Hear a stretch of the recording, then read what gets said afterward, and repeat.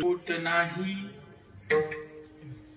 गंगा जळा पाही पाटी पोट नाही अवगुण तो काही अमृतासी रवी दीप काळीमा काय जाणे हिरा अनेक तिमिरा नाशतेने कर्पूर कांडणी काय कोंडा कणी सिंधू मेळवणी काय चाले रविदीप कालिमा काय जाणे हिरा अनेक तिमिरा नाशतेने परीस चिंतामणी अनेकांच्या गुणी पालटेला गुणी नवे तैसा रविदीप कालिमा काय जाणे हिरा अनेक तिमिरा नाशतेने तुका म्हणे तैसे जाणा संत जन सर्वत्र संपूर्ण गगन जैसे रविदीप कालिमा काय जाणे हिरा अनेक तिमिरा नाशतेने पांडुरंगा करो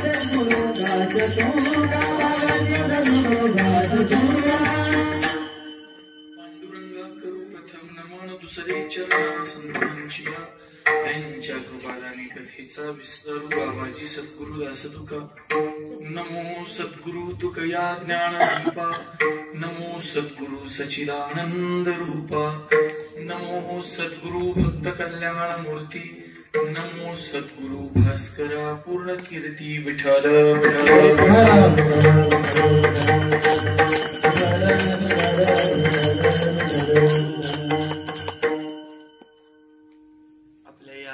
श्री क्षेत्र चोराडे गावामध्ये सुरू असणारा अखंड हरिनाम सप्ताह आणि सप्ताहातील आजचा हा दुसरा दिवस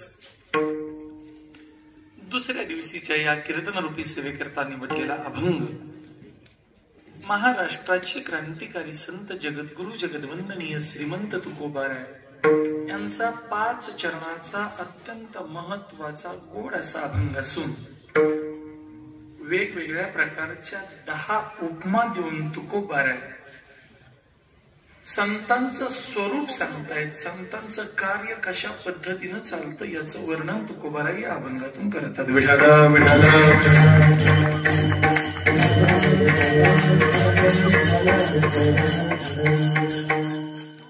अभंग जरी तुमच्या ऐकण्यातला नसला तर या अख्ख्या अभंगामध्ये एकही अवघड शब्द नाही, एकही क्लिष्ट शब्द नाही, एकही दुर्बोध शब्द नाही आणि एकही वेदांतिक शब्द नाही. विठाला विठाला तू बी ताण घेऊन उगून मला बी ताण घेऊन तुमच्या त्या शूटिंग आम्हाला खायला मिळतंय पण खाल्ल्याला अंगी लागेल.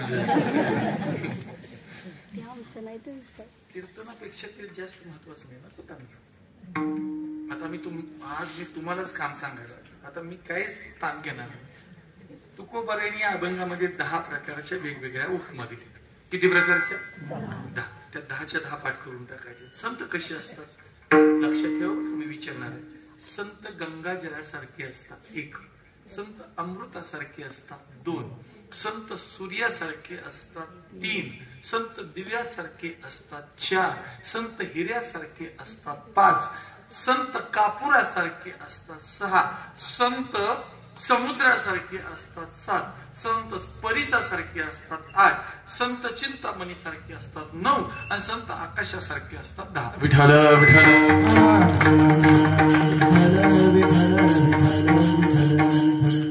माझं कीर्तन संपलं. आता या 10 गोष्टी पाठ करून घ्यायचे एवढेच काम मला 11 वाजेपर्यंत उरले. किती गोष्टी सांगितल्या? पहिलं गंगाजळासारखे असतात, दुसरं अमृतासारखे, असे श्रोते पाहिजेत मला, संत अमृतासारखे असतात, तिसरं सूर्यासारखे, त्याच्यानंतर संत दिव्यासारखे, त्याच्यानंतर संत हिऱ्यासारखे असतात, पाच झाले. संत कापुरासारखे असतात, सातवं समुद्रासारखे असतात, आठवं परिसासारखे असतात, नववं चिंतामणी सारखे असतात आणि दहावं आकाशासारखे असतात. या 10 गोष्टीचे बरेच गुण आपल्याला संतांच्या जीवनामध्ये दिसत असतात. मग हे असं संतांचं स्वरूप सांगण्याचं कारण काय? सामान्य माणसाला बऱ्याच वेळेला संतांच्या जीवनाचं योग्य आकलन होत नाही. बऱ्याच वेळेला आपला समाज सामान्य माणसाला संत समजतो आणि खऱ्या संताला सामान्य समजतो, आणि या दोन्ही गोष्टी तोट्याचे आहेत. ज्याच्याकडे साधुत्वाची आणि संतत्वाची कुठली लक्षणं नाहीत अशा एखाद्या माणसाला संत समजलं तरी तोटा होतो, आणि खऱ्या महात्म्याला सामान्य मनुष्य समजलं तरी तोटा होतो. सामान्य माणसाला संत समजल्यावर होणाऱ्या तोट्याची रांग मोठी आहे, पण त्यातले 5 तोटे मी तुम्हाला सांगतो, ध्यान देऊन ऐका, मी विचारणार आहे. 5 तोटे फक्त एकदा लक्ष देऊन ऐका. विठ्ठल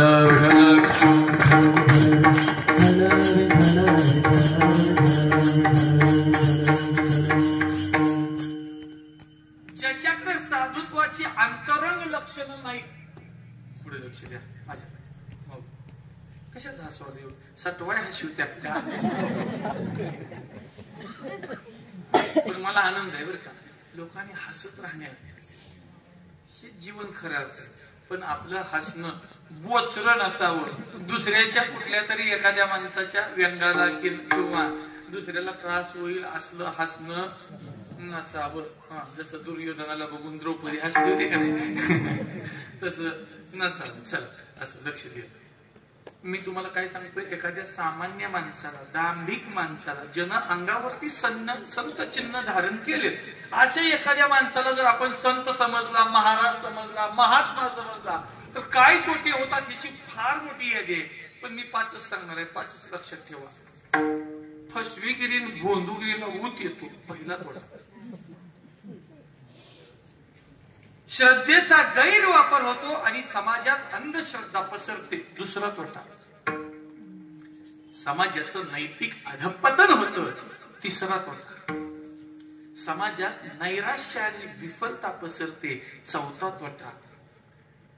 आणि समाजामध्ये नको त्या गोष्टी धार्मिकतेच्या मुलाम्याखाली स्वीकारल्या जातात, पाचवा तोटा.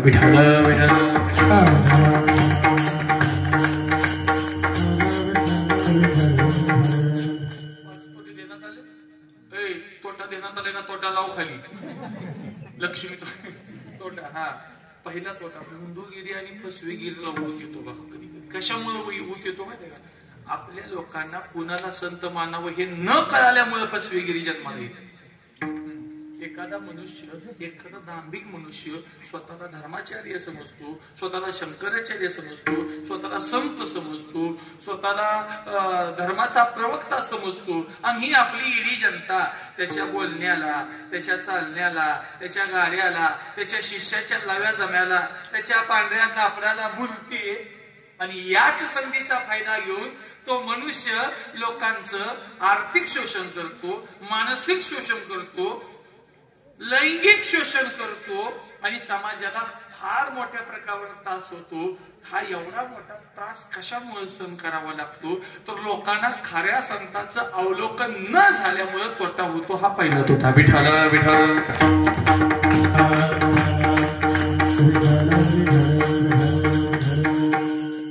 पहिलं सांगा, भाषा जरा अवघड वाटते का? काही नाही ना, ही आपल्या इथल्या उसा शेजारचीच भाषा आहे ना सगळी. कुठल्याही अवघड भाषेत आपण घुसायचं नाही, आणि कीर्तन होईपर्यंत एक सुद्धा अवघड शब्द आपण वापरायचा नाही.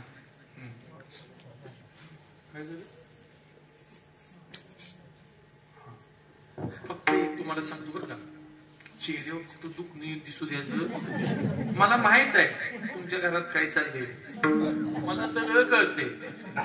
हा, कुणा कुणाच्या सुना दमवणार आहे सगळं मला माहित आहे. पण इथं झाकली मूठ लाखाची नाही, 1 लाखाची म्हणला 25,000 तोटा कोणी सोसायची 2.25 लाखाची झाकली मूठ 2.25 लाखाची.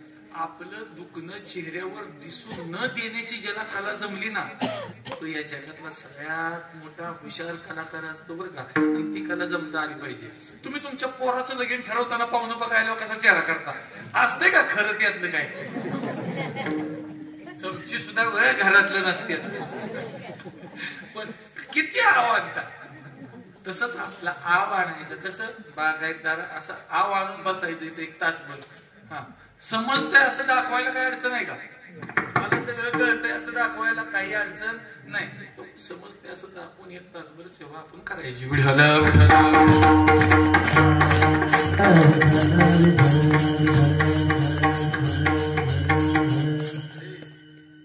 एखाद्या सामान्य दांभिक मनुष्याला संत समजल्यामुळे 5 तोटे होतात. त्यातला पहिला तोटा आपण पाहिला कोणता.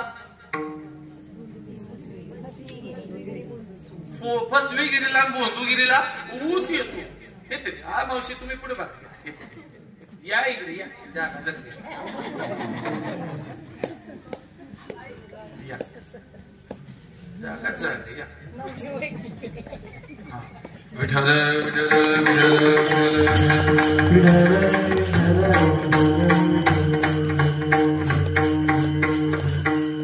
कडी नीट लावले ना उशीर झाला तुम्हाला म्हणून असू दे मग असू दे काय ऐका. 5 तोटा आपण बघितलं. त्यातला पहिला तोटा होता फसवेगिरीला गोंदगिरीला ऊत येतो. दुसरा तोटा आहे त्यातला श्रद्धा कमी होते आणि अंधश्रद्धा पसरते.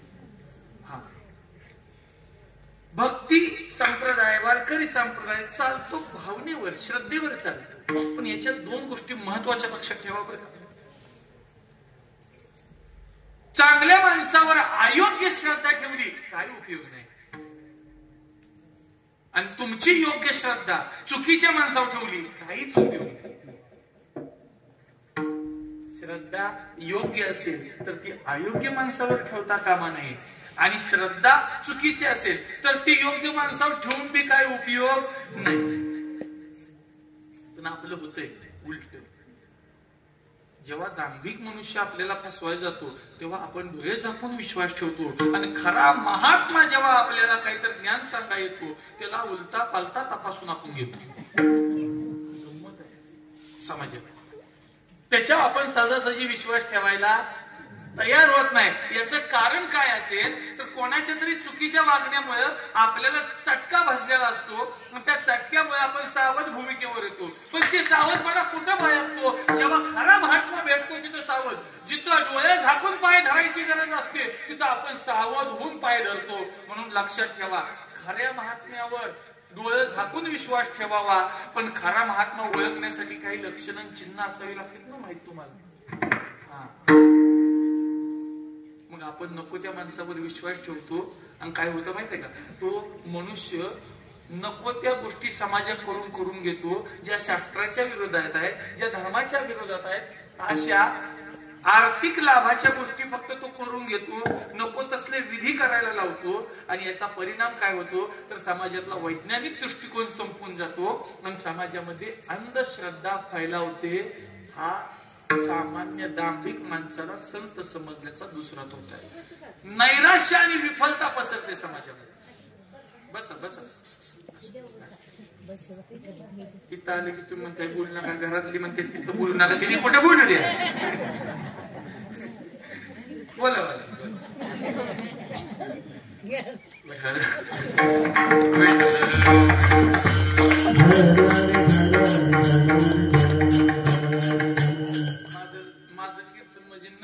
लगीन आहे आणि नक्कीच्या लग्नाला तांदूळ पडोस तर काय खरं कसं असेल तसं सोसायचं. आणि हे बघा ती घरात झोपलेली बरी का इथे येऊन बोललेली बरी. इथे येऊन बोलते ते बरी इथे येते या मांडवाला शोभा तरी आहे.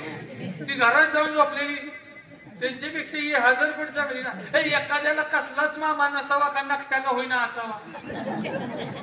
नकटा का होईना मग आपलं नकट मामा घेऊन आपलं सप्ताह पार पाडायचं बघूया की बोलू नको नीट बस गुडगा वय कशासाठी पाहिजे महाराजाचं तरी टाळी वाजव तुझा तू वाजव नाही तर बस मग काम घ्यायचा नाही. आणि तुम्हाला सांगतो पाय दुखायला लागलं तर मागं पुढं करा फक्त पुढच्याला लागणार नाही याची काळजी हा पाय पसरून बसा काही अडचण नाही. कधीची सामग्री देहा अवसानावरी काळजी करू नका. नैराश्य आणि विफलता पसरते समाजामध्ये कसं होतं बघा बऱ्याच वेळेला बोलू ना. एखाद्या दांभिक मनुष्यावर विश्वास ठेवून आपण त्याला देव मानतो आपलं तन मन आणि धन त्याच्यावरती अर्पण करतो आणि 4-5 वर्षांना त्याचा व्हिडिओ क्लिप बाहेर येते मग त्याची ऑडिओ क्लिप बाहेर येते मग त्याचं एखादा प्रकरण बाहेर येतं आणि मग आपलं डोळे ओढत लागा आपण याला गुरु मानलाय आपण याला संत मानत होतो आपण याला देव समजत होतो आपल्या खिशातनं सगळं पैसे आपण याला अर्पण केलेत आपण आपलं शरीर त्याच्याकरता झिजवलंय. पण गंमत अशी झालेली असते हे जेव्हा आपल्याला कळतं तेव्हा आपलं सगळं गेलेलं असत. त्या दिवसापासून देवावरचा धार्मिक मार्गावरचा साधू संतांचा सगळाच विश्वास बुडून जातो आणि समाजामध्ये विफलता आणि नैराश्य पसरतं. हा एका दांभिक माणसाला संत समजल्यामुळे झालेला तोटा आहे. विठाला विठाला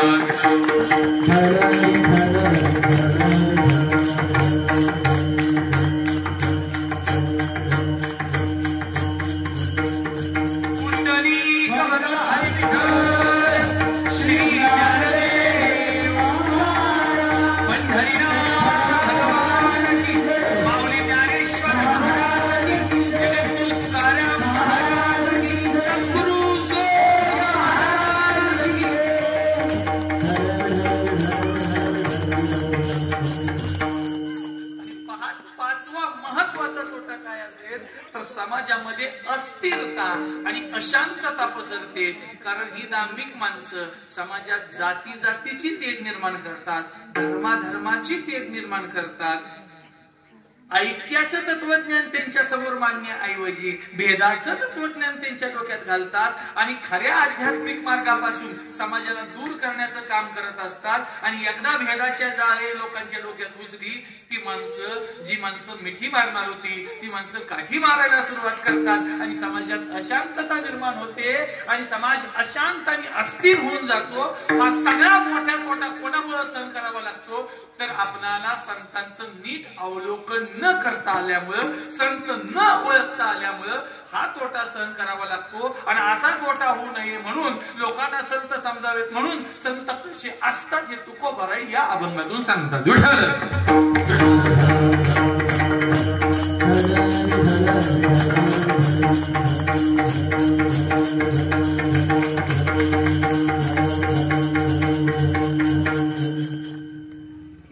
गंमत अशी आहे संत ओळखणं अवघड काय आहे.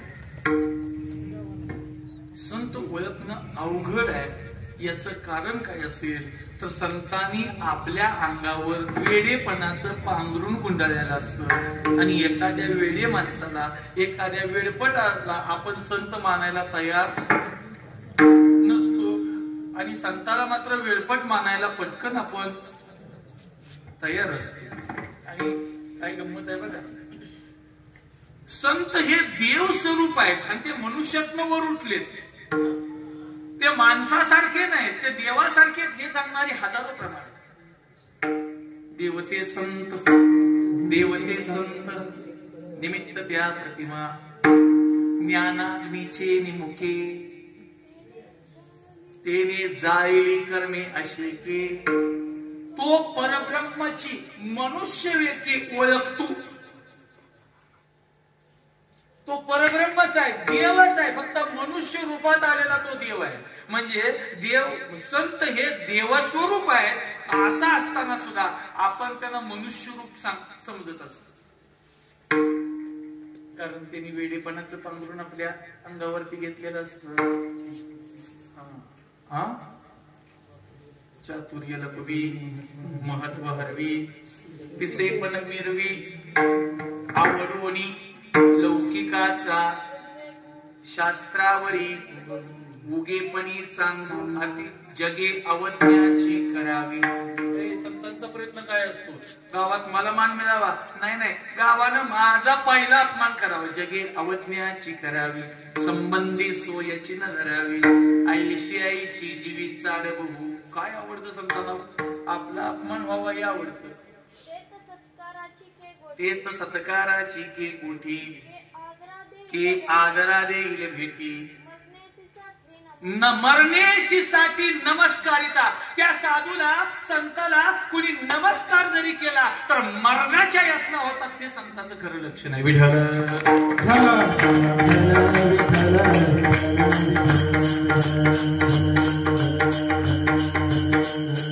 आपलं कसं असते?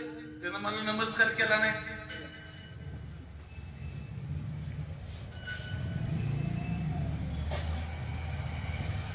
विठ्ठल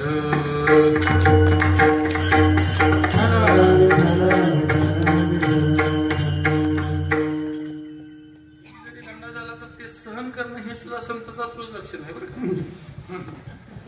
किमान संत सांगताना तरी संतत्वाची काही लक्षणं माझ्याकडे असायला पाहिजे. मला लय राग येतो तसा, पण आता ती संत सांगायचे त्यामुळे आता लगे रागा लिहून चालणार, सोसावं लागतं. मला सांगा, संत सांगणं एवढं सोसायला कठीण असेल तर संत होणं किती सोसायला कठीण असेल? अवघड आहे. म्हणजे असे तोटे सहन करायला लागू नयेत म्हणून साधू संतांनी संतांची लक्षणं सांगण्याचा प्रयत्न केला. खरं तर संत समजावून सांगण्याकरता तुकोबरायांनी उपमा दिले वेगवेगळ्या, पण या जगातली कुठलीच उपमा सांगताना पुरेशी पडू शकत नाही.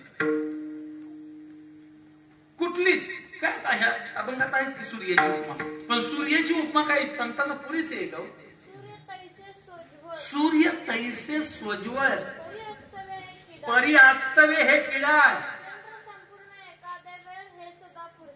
चंद्र संपूर्ण एखादे वेळ हे संत सदा पुरते. सूर्याची उपमा का कमी पडते संतांना सांगतो. सूर्याची उपमा कमी पडते याचं कारण आहे, सूर्य फक्त दिवसा वराचा निघून जात असतोय, म्हणजे अस्ताला जातो हा त्याला लागलेला दोष आहे. संतांचा अस्त कधीच होत नाही हा त्यांचा गुण आहे. विठ्ठल विठ्ठल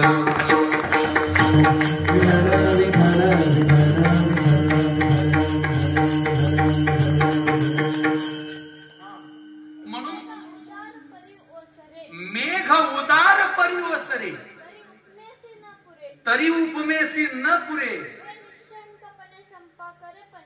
हा मेघ उधार. मेघ म्हणजे या साधू संतांना पावसाची जरी उपमा द्यायची तर पाऊस येतोय पुन्हा ज्या गायब होतोय ते पुढल्या वर्षी येतोय.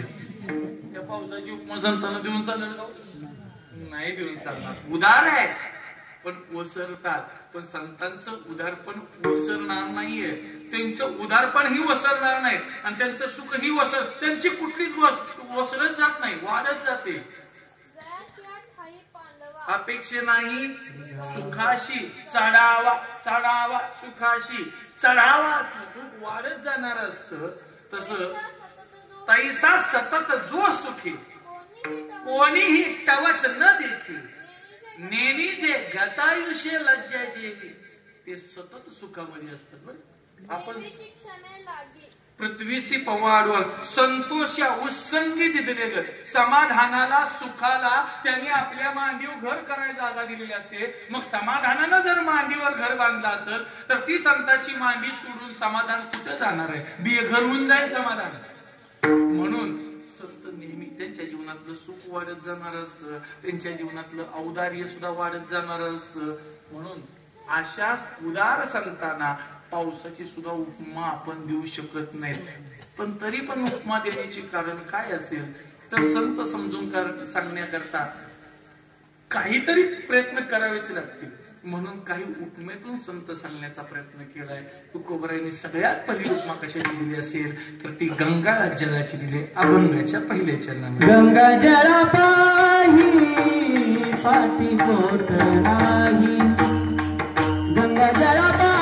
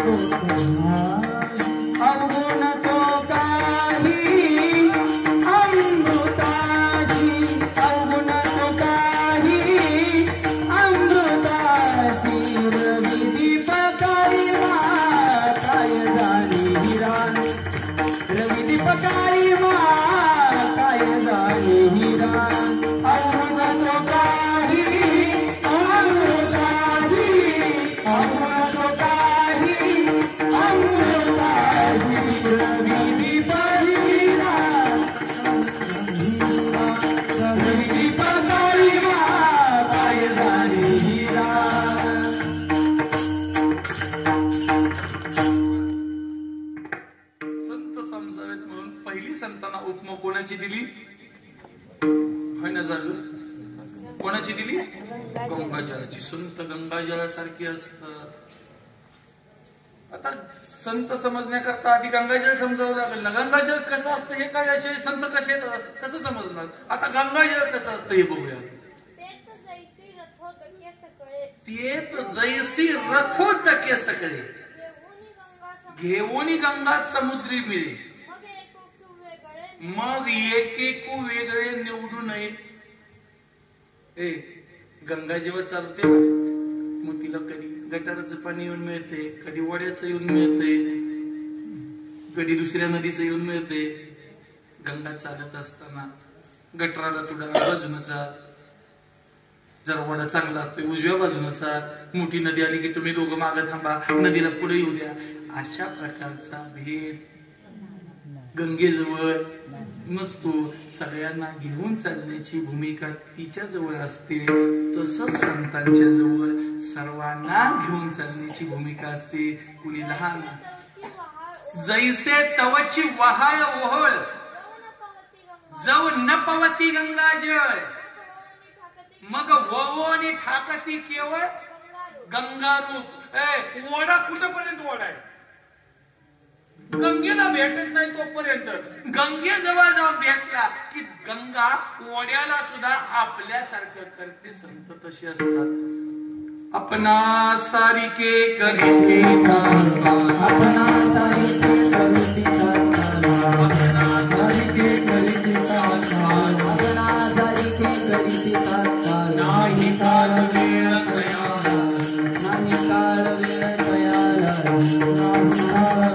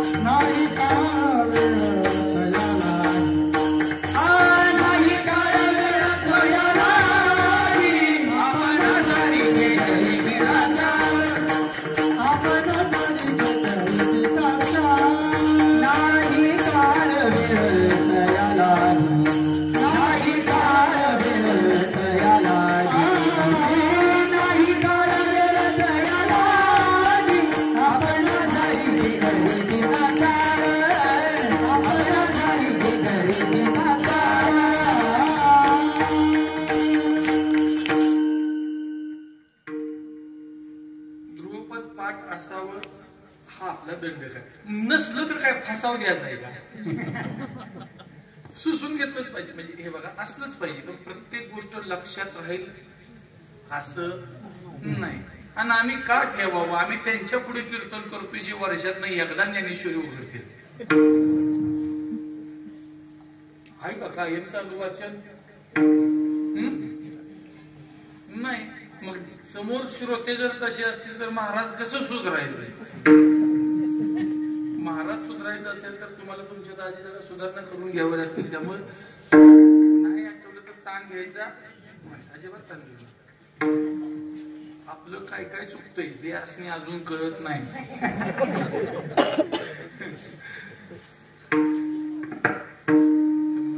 ताण घ्यायचं नाही.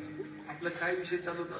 गंगा जसं येणाऱ्या सगळ्या पाण्याला ए तू गटाराचा आहे तुझं पाणी घाण नाही नाही मागे सार हा गा सूर्य काय शिळा अग्नी म्हणू येत आहे ओविळा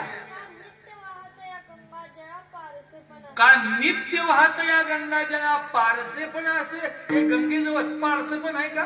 ए कालचं पाणी गंगेतलं पूर्ण वाहून गेल्यावर दुसरं उद्या दुसरं याचं मग आम्ही तांब्या करून आणायचंय का? अरे गंगेला पारसे पण नसतं. घरातलं पाणी आजचं उद्या पारस होऊन जाते.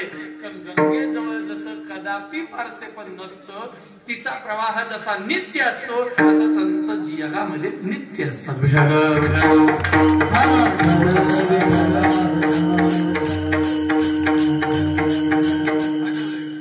पवित्र सोहळी एकतीचा भूमंडळी एकतीचा भूमंडळी एकतीचा भूमंडळी हा पवित्र सोहळी एकतीचा भूमंडळी एकतीचा भूमंडळी एकतीचा भूमंडळी पवित्र सोहळी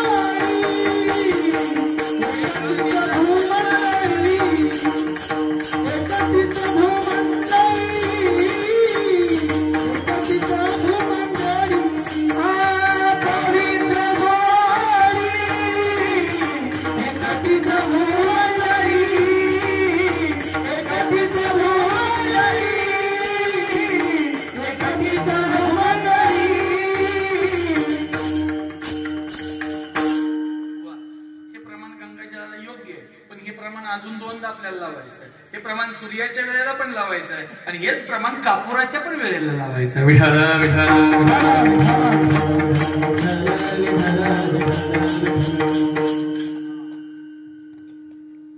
गंगा जशी असते तशी संत असतात ते सगळ्यांना का सकळ जल संपत्ती घेऊन समुद्रात गेवसिती गंगा जैसी अनन्य गती मिळालीच मिळे. भक्ती कशी असावी अनन्यता काय असावी हे गंगेकडून शिकावं. एकदा जाऊन भेटल्या पुन्हा म्हणते का आता समुद्राला भेटतील आता जरा दुसरीकडे फिरून येते. आपण एकदा देवाला जाऊन आलो झालं बाई पंढरपूर आता पुरी नाही तर म्हणजे एकदा पंढरपूरला जरी गेलो तर पंढरपूरची कायमची इच्छा आपली राहत नाही. पण संतांचं तसं नाही. ते एकदा जरी भेटले तर भेटावं या करता ते योग्य जरी झाले तर भजन करतच राहतात. मिळवणी मिळतची असे समुद्री गंगा जल जैसे मी हो आणि मज ऐसे सर्वस्वे भजती. पुन्हा एकदा दोन शब्द सांगतो. संत सर्वस्व अर्पण करत असतात. गंगा जशी आपलं सर्वस्व गंगा म्हणते का थोडं पाणी स्टॉकला ठेवते बाकीचे समुद्राला देते म्हणते का? सगळं पाणी घेऊन ती समुद्रात सकळ जल. सकळ हा शब्द महत्वाचा प्रकार सकळ जल संपत्ती घेऊन समुद्रात घेवसिती. सकळ जम संपत्ती घेऊन समुद्रात घेवसिती याचा अर्थ तन मन धन केले देवाशी अर्पण. हे सगळं त्याला अर्पण करण्याचा भाव ज्याला आनंदता म्हणता येईल हे त्या गंगेकडून शिकता येईल. परिमाते परम करुणी ही आरती प्रेम धरुणी हेची सर्वस्व मानवणी घेती जे पै. माते परम करुणी म्हणजे देवाशिवाय महत्वाचं काय नाही आणि देवाशिवाय मोलाचं काय नाही याला माते परम करुणी म्हणतात. देवाशिवाय महत्वाचं काय नाही याला माते. बर मग या पदाला गंगा समुद्राला पोहोचल्यावर जशी माघारी येत नाही तसं संत देवत्वाला पोहोचल्यावर सुद्धा त्यांचं भजन कायम सुरू असतं. ऐसा बोधूची केवळू जो होवाणी असे निष्कळू त्याही वरी भजन शिव माझ्या ठाई. तरी सुद्धा त्यांचं भजन झालं. ज्ञानोबा आहे योग्यांचे राजे झाले म्हणून म्हणले नाहीत आता हरिपाठ कसा करू नाही. आईसा द्वंद्व निर्मुक्तू भयोद्वेग रहितो याही वरी भक्तू माझ्या याही वरी भक्तू माझ्या काही महत्वाचं आहे. म्हणजे द्वंद्व निर्मुक्त पदाला पोहोचले, द्वंद्व निर्मुक्त अवस्थेला पोहोचले, भय संपलं म्हणून निवांत झाले नाहीत. याही वरी भक्तू माझ्या ठाई एका विशिष्ट अवस्थेला पोहोचल्यानंतर संतांचं भजन बंद नाही, दुप्पट होतं. विठ्ठल विठ्ठल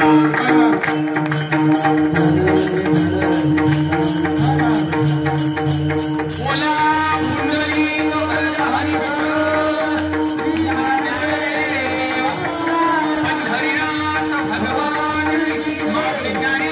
महाराज की जगद्गुरु तुकाराम महाराज की.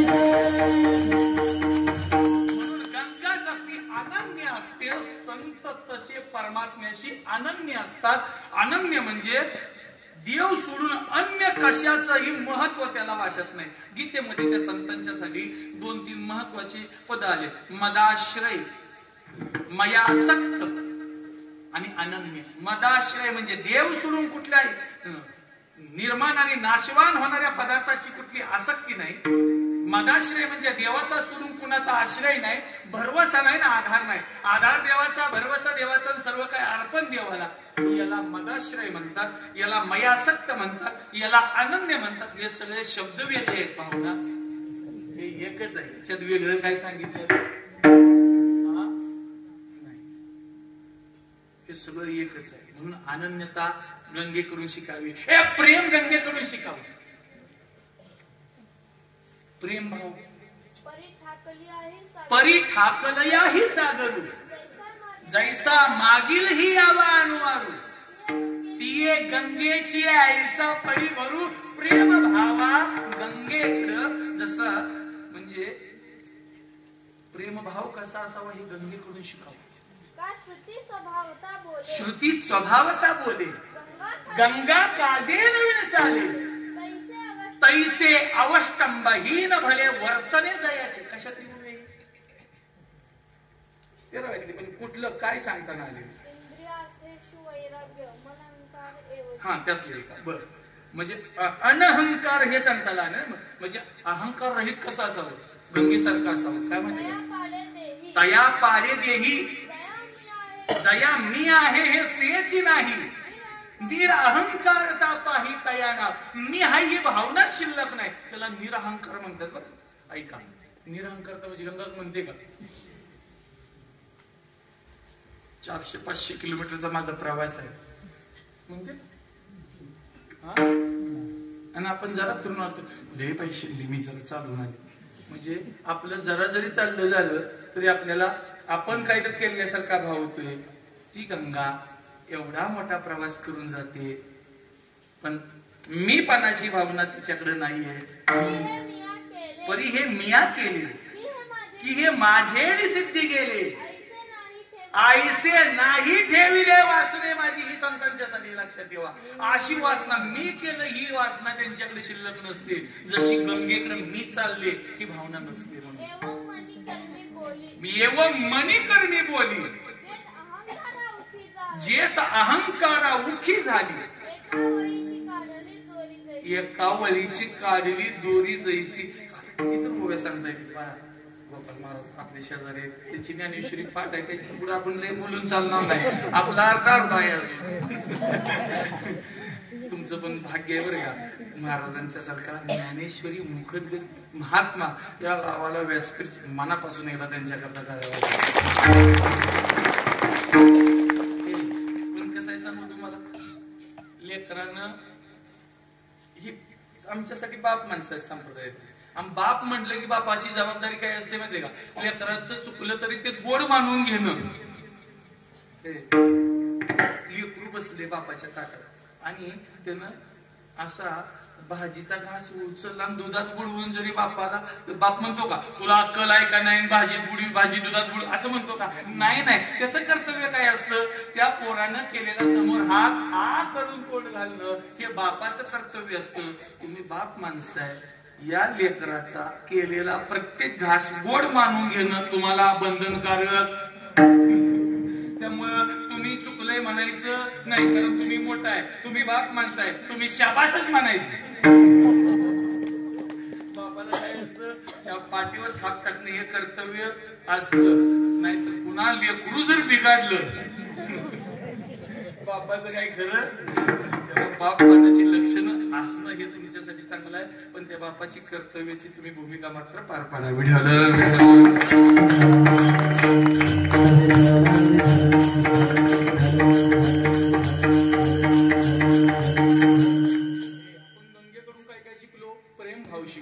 निरहंकारता शिकलो आणि अनन्यता शिकलो आणि काय शिकलो, सगळ्यांना सामावून घेणं शिकलो. हे सगळ्या गुण संतांच्या ठिकाणी असतात. का परोपकार आहे गंगेच्या ठिकाणी. का फेडीत पाप ताप पोखीत तिळीचे पादप समुद्रात जाया आप गंगेचे जैसे. जाते समुद्राला, पण जाता जाता कुणाची तहान भागवते, कुणाला प्यायला पाणी देते, कुणाच्या उसाला पाणी देते, कुणाच्या जनावराला पाणी देते आणि आपला सगळा परिसर सुजलाम सुफलाम हिरवागार बनवून टाकते. म्हणजे जाणं तिचं स्वार्थ आहे, पण जाता जाता जगाच्या उपयोगाला पडते. संत तसेच असतात. परमार्थात आपलं जीवन कंठ म्हणजे संपवणं, जाता जाता आयुष्य जात असतात, पण जाता जाता समाजाचं कल्याण करून जात असतात. म्हणून गंगेसारखा परोपकार संतांच्या जीवनात असतो. पुढे काय,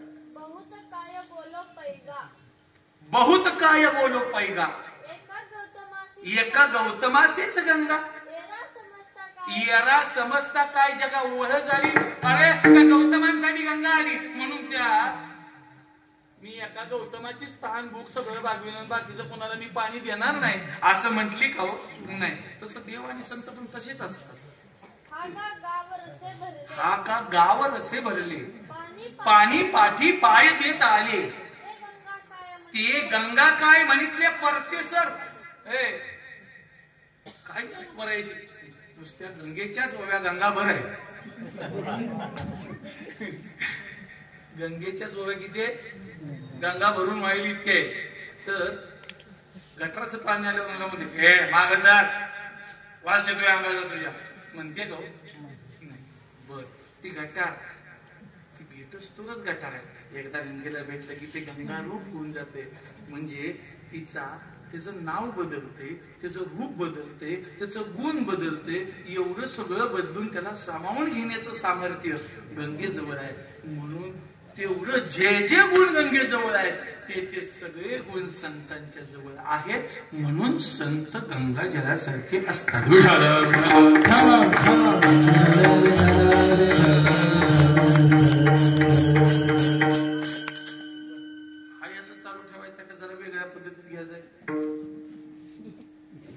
तुमचं कसं असं तुम्ही सगळे दिंडीत होता ना या वर्षी.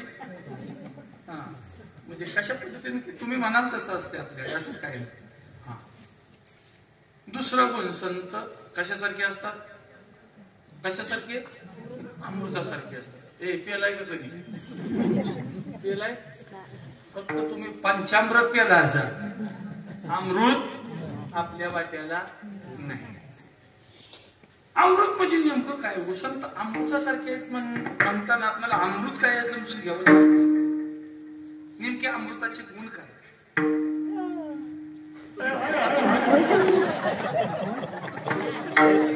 अमृत एवढं तोंड पसरतं की अमृताचा पहिला गुण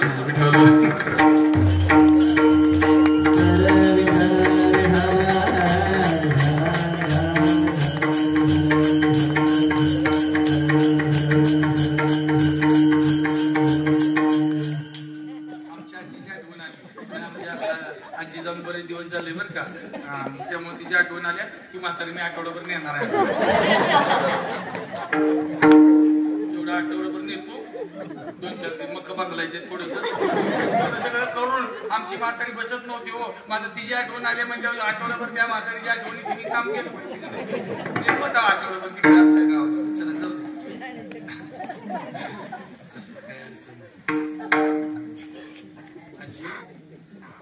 एकदा तुम्ही जांभळे गेली तर घरातली कसली अवकाश सुन जाग्या वाली पाहिजे.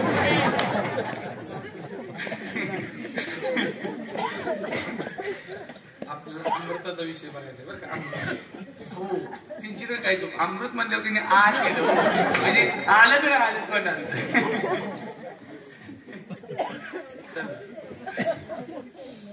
आता काय करणार म्हणजे विषय काय अजून तोंड उघडते हीच बरं आहे मूक. आणि त्याच्यात सुद्धा पियुष शब्द आलाय पुढे. काय शब्द आहे पियुष म्हणजेच अमृत. हा हीच होईल पाहिजे म्हणजे जांभळीसाठी तोंड पसरावं आणि अचानक औषधे पडे पियुक म्हणजे अमृत पडावं. तशी अमृत येईल या आशेनच तिने तोंड पसरलं असेल. पण अमृत काय नाही माझ्याकडे गुळाचं खडायला गुळ नक्की भेटल. पण हे गुळ बी असलं पांढरं शिपत आले. जेवढा उसाचा भाग तेवढा हलकट. कारण इकडं चांगला गुळ भेटल केमिकलचा आहे का बिन केमिकलचा आहे. आम्ही इकडं आटपाडीकडे जावा काळा व्यवस्थित सेंद्रिय गुळ. म्हणजे जिथं ऊस पिकत नाही तिकडं गुळ सेंद्रिय आणि जिथं ऊसच ऊस आहे तिथं गुळ एवढा चांगला काय बनवा आहे देवाच्या आमच्या जिथं पिकतंय तिथं चांगलं आहे. मग काय बऱ्याच वेळेला नसतं. असो सांगण्याचा भाव एकच आहे. अमृत कशाला म्हणायचं हे लक्षात ठेवा. अमृत हा शब्द तुम्ही फक्त ऐकलाय. कोणी बघितलंय का पेलय का कोण. तुम्ही अमृत कुठले पेला असाल त्या चौकात मागे अमृत कुणी पेलेलं नाही. अरे तुम्ही पेला नाही येत नवल नाही. ब्रह्मदेवाला सुद्धा भेटलं नाही. कारण त्यांना जे अमृत पेलं होतं ना ब्रह्मदेवासारखे जे पेलेलं अमृत होतं ना ते विषाचं चुलत भाव होतं. जे काळकुटाचे सहोदर काळकुट नावाच्या विषयाचा सहोदर म्हणजे चुलत भावच की घरातलाच ना. म्हणजे ब्रह्मदेवादी देव इतर जे अमृत पिले ना ते फक्त उशिरा मारणारा अमृत होतं. न मारणारा अमृत त्यांना प्यायला मिळालं. कधीच मरावं लागत नाही असं अमृत फक्त संत महात्मे पिले. विठाल विठाल विठाल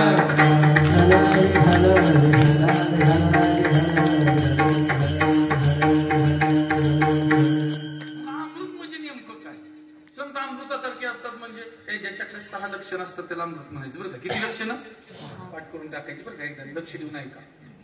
मरत नाही ते अमृत. मेलेल्याला उठवतं ते अमृत. तहान भूक घालवतं ते अमृत. रोग घालवतं ते अमृत.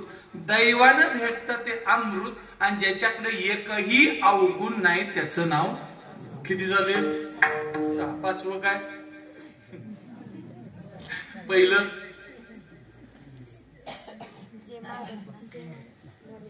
तुम्ही जे आता माझ्याकडे अमृत दृष्टी पाहताय ना ते अमृत बंद करा.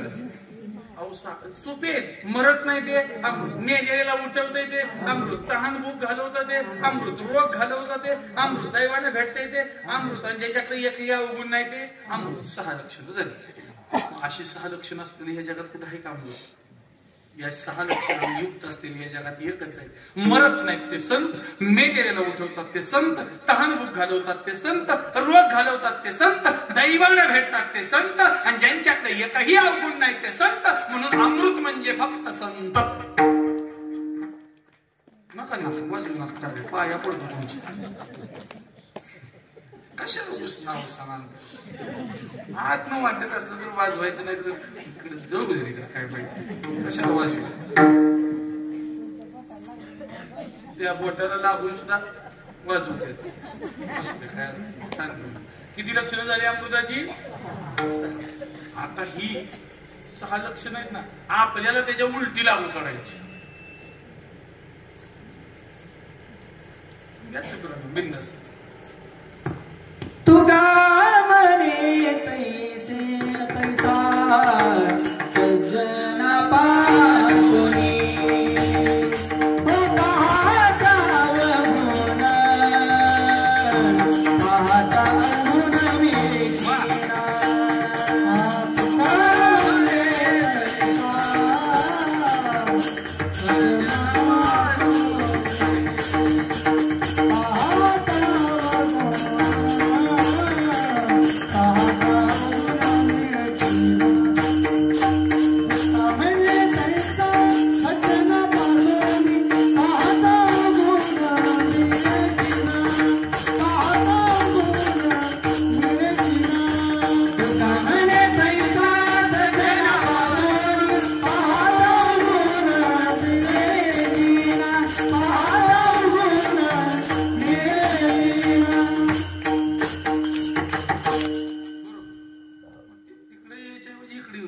एक लक्षात ठेवा, जरी चुकलं प्रमाण नाही बसलं बसवाय मी आहे, त्याला बसवायला माझं मी आहे, बिंदास तुम्ही काही दिन नाही, चुकलं तर चुकू दे, काय अडचण, चुकतच नाही हा, मग काय म्हणान द्यायचं हा. संतांच्याकडली 6 लक्षण होती, त्यातल्या 6व्या लक्षणाचं प्रमाण त्यांनी दिलं. तुका म्हणे तैसा सज्जनापासून पाहता अवगुण मिळतच नाही. संतांच्याकडे कुठलाही अवगुण नसतो. संतांच्याकडे जे अमृताची 6 लक्षण आहे त्याच्या उलटी लक्षण आपल्याकडे असतात. बरं, मरतो ते आपण, मेल्याला उठत नाही ते आपण, ज्यांच्याकडे तहानभूक कायमची शिल्लक असते ते आपण, जे रोगानं भरलेलं असतो ते आपण, जे एकमेकाला दुर्दैवानं भेटतो ते आपण, आणि जे अवगुणानं भरलेलं असतो ते आपण. म्हणजे बरोबर अमृताच्या उलटी लक्षणं आपल्याकडे. आपण एकदा मेलो तर उठतो का? हा, उठतोय का? तरी पण तुमचा प्रयत्न सुरू असतोय का नाही? प्रयत्नशील असते बरं का, इतका प्रयत्न. ह्यांची संसारात सुद्धा अतिशय चिकाटी नसते. तुम्हाला काय उदय, आपण नुसते केसाविनी भांडी घेतल्यात घरात,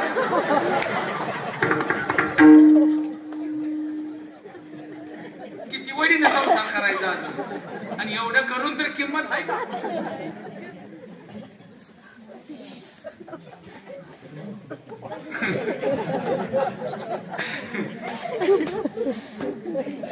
वर वर वर वरायचं, राब राब राबायचं, भर भर भरायचं, आणि कवा सुद्धा म्हणत नाहीत की बाई तू आहेस म्हणून माझं झाले संसार.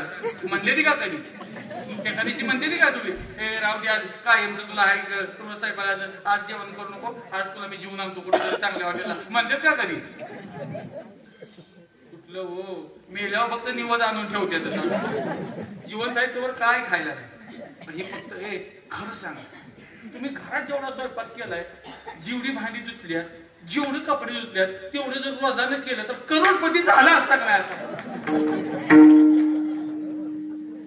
त्यासनी बायको नको आहे, त्यासनी फक्त मोलकरीन पाहिजे का आम्हाला रोज. हा, तुम्ही जर म्हटला मी मरते उद्या, तर हे म्हणते एवढं भांडी धुवून मर, ठेवून मरू नको, नुसतं कामासाठी राब राब राब राब चाललंय, राबवायचं, बाकी काय एवढ्यात वाट लागते ना.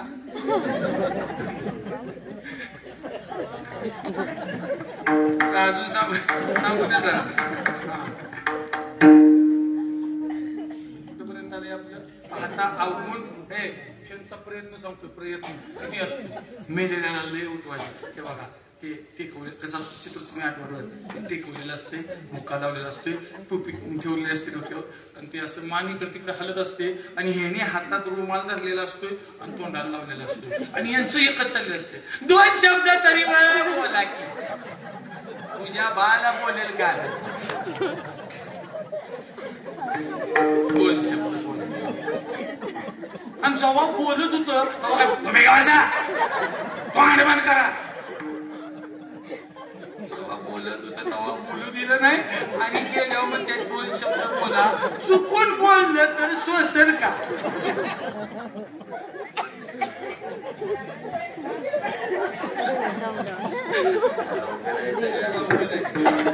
अवघड आहे, म्हणजे मेल्याला उठत नाही.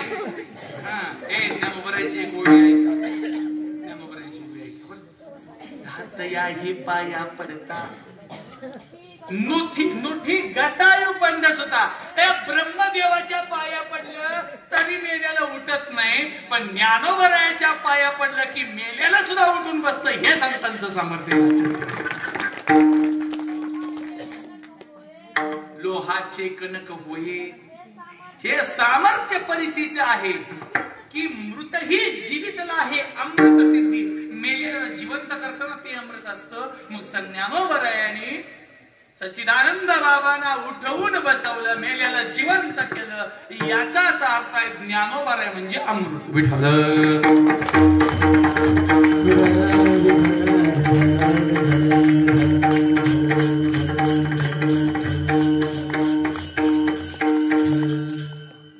म्हणजे संतांच्या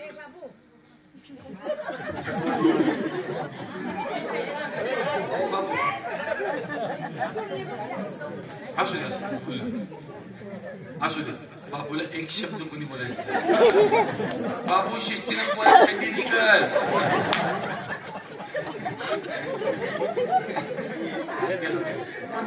मला काय म्हणायचं बाबू एवढं विषय कसं काय सांग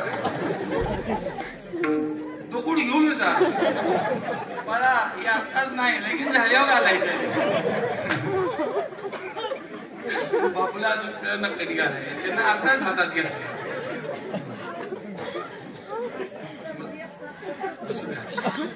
विठाला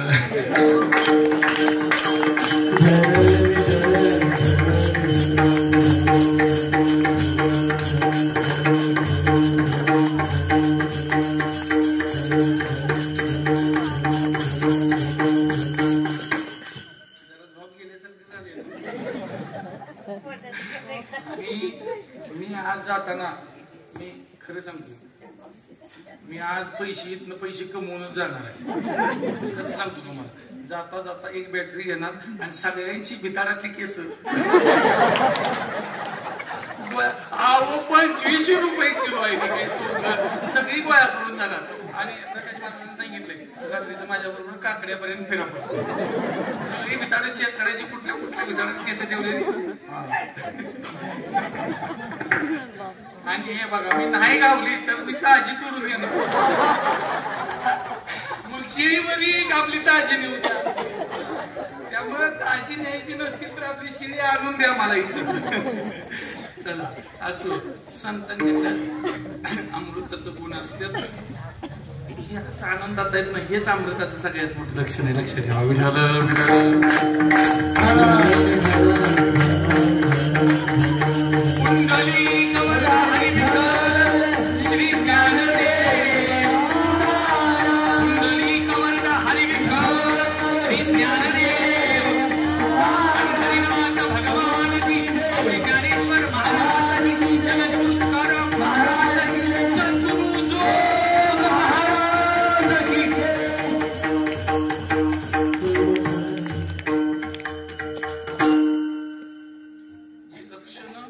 अमृताकडे तीच लक्षणं साधू संतांच्याकडे असतात म्हणून अमृत तहान भूक घालवतं बरं का हा तुकोबरायचं एक माणसं तुका म्हणे अमृत सिद्धी जाय तुषा आणि व्याधी जाय तुषा आणि व्याधी जाय तुषा आणि व्याधी तुका म्हणे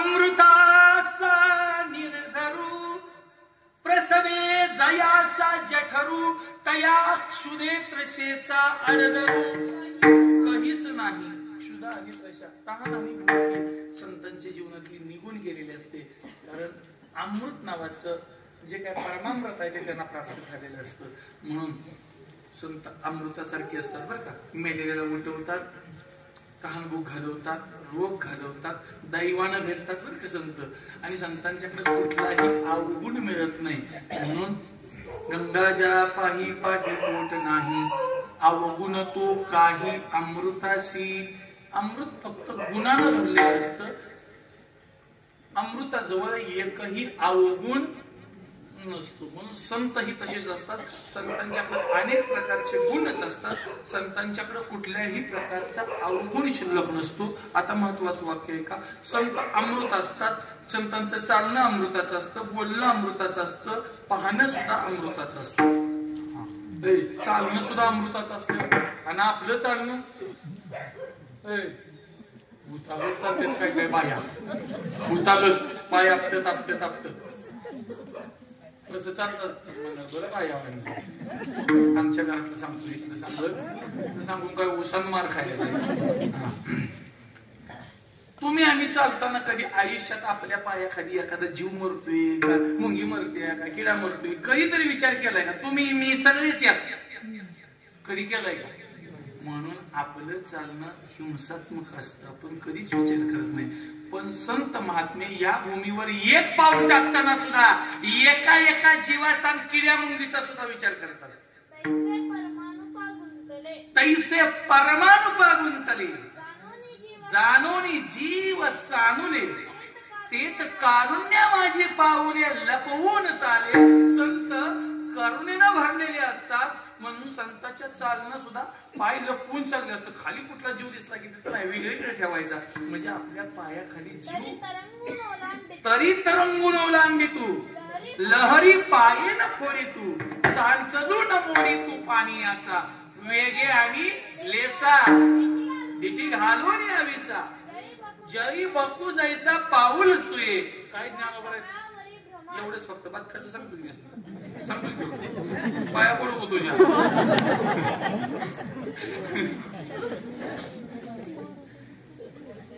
हा मी बोलते की हे बघ विनोदात कसं असतं, विनोद काहीतरी सांगून विनोद करण्यापेक्षा कीर्तनात जाता जाता सहज विनोद असावा. कसा असावा? ज्ञानोबरायचं वाङ्मय सांगताना विनोद नावाचा हा जो काही रस आहे, आणि आज नाही झाला तर उद्या विनोद नावाचा कीर्तनकारच आहे आपल्याला. विनोद महाराज बोलतात, तुम्ही काय बोलता? नव रसापैकी एक रस आहे हास्य रस.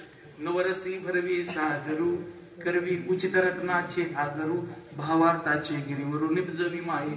ज्ञानेश्वरी जर बघितली तर अनेक प्रकारचे विनोद तुम्हाला त्यात सापडतील, पण तेवढ्या तन्मयतेनं त्याच्याकडे पाहावं लागेल.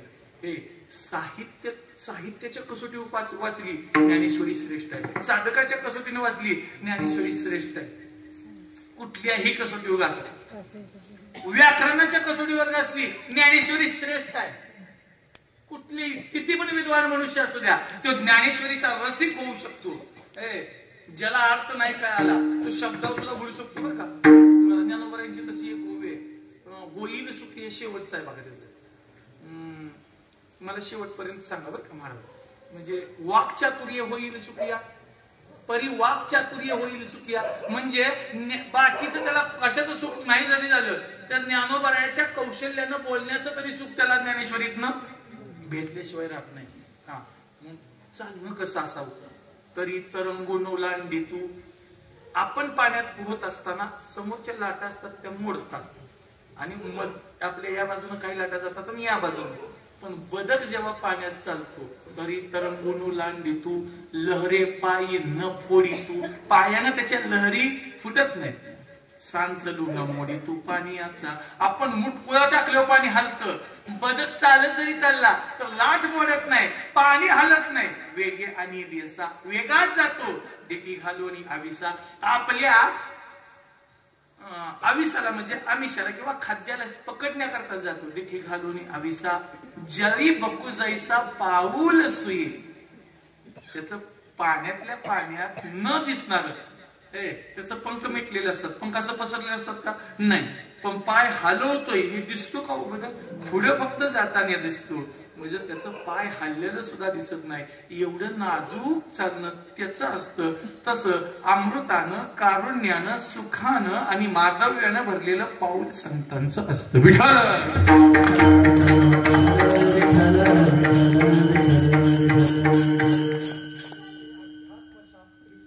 तैसे अध्यात्मशास्त्री ये अंतरंगाची अधिकारी परिये लोक वाक्चातुर्य होईल सुखिया. ज्ञानेश्वरीत अधिकारी म्हणून अंतरंगाचाच अधिकारी निवडलाय.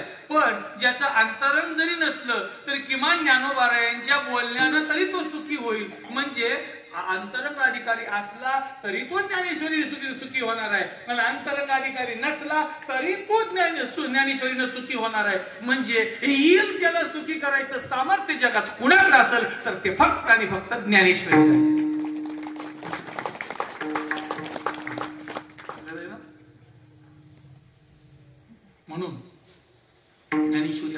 खरं जीवनाचं शहाणपण शिकवत असते.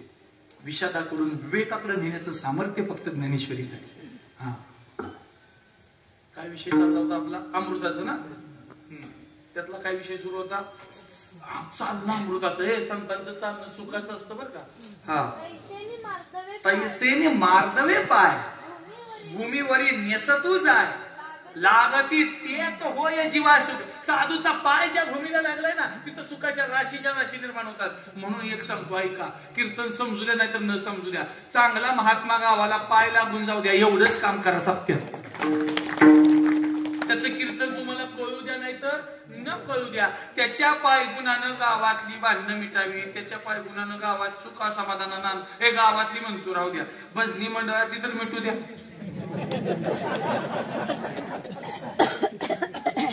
म्हणून आणताना चांगली माणसं आणावी ज्यांच्या येण्याचा गुण या भूमीला लागला पाहिजे. संतांच्या पायाला गुणाचा संत जिथं पाय ठेवतात ना ती जागा ते वाट कृपेची करी तू, दिशाची स्नेह भरी तू, जीवातरी अंतरी तू आपुला जीव. संत ज्या वाटेवर चालतात त्या वाटेला कृपेची वाट करून टाकतात, आणि ज्या दिशेनं जातात त्या दिशेला स्नेहाची दिशा करून जातात. हे संतांच्या पायाचं सामर्थ्य. महाराज मागा पावलांची ओळ आहे, मागा पावला हा ते तर ठाई ठाई होय आणि मादिक, ते तर ठाई ठाई होय आणि मादिक. आणि मादिक हे सिद्धी आहेत बरं का.